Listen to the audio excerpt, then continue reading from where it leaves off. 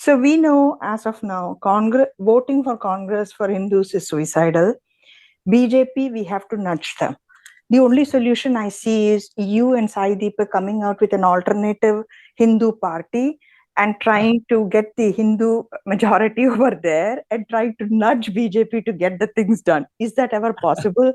And two-part question will be, suppose we get our temples back. Do you Sai ji, but since you guys always talk about these things, getting temples back from the government, even for T.R. Ramesh, is there a chalked out plan of action, concrete plan of action as to how this temple authorities will be, functioning by the people? I know there are certain examples, like in state-wise, Somnath Temple, etc., are governed not by the government.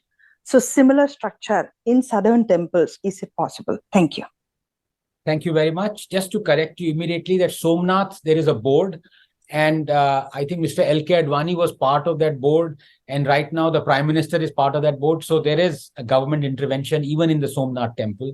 I think 250 odd temples in Gujarat are under state control like that. So most of the Hindu, I think I quoted the figure of 110,000 temples. There are possibly even more.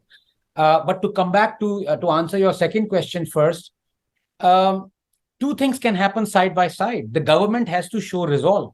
Let the government say that, take a famous temple and say, we are going to relinquish control over it. Let's say Tirupati. If the government says it, side by side, you can have suggestions from people who you think are best able to manage that, or other parties or any other party, to what will happen to the temple once the government relinquishes its control.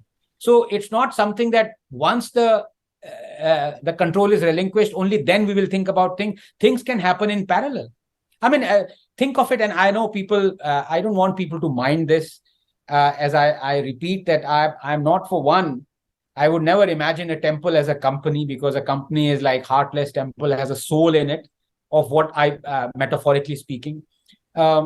So temple is not a company, but if a private company has suddenly been taken control of by the government, and the government then relinquishes the control, that step per se is good.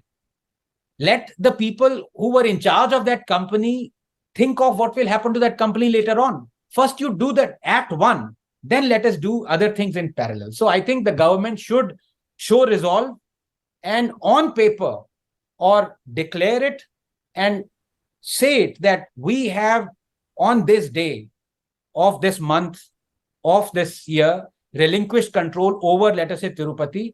But till such time, government can set a time, let's say 6 months or 7 months, till such time a new ownership comes in or people is finally decided, we will take control of the matters or something like that, so it can certainly do it. But the first resolve has to be showed by the government. As to your first question, I certainly want JSI to become, to enter into politics. I certainly want a lot of people who India needs to enter politics, who are not in politics. Not me, absolutely not. I won't last a day. I want people like Sai and his wealth of knowledge, Vikram, so many others. This country needs them.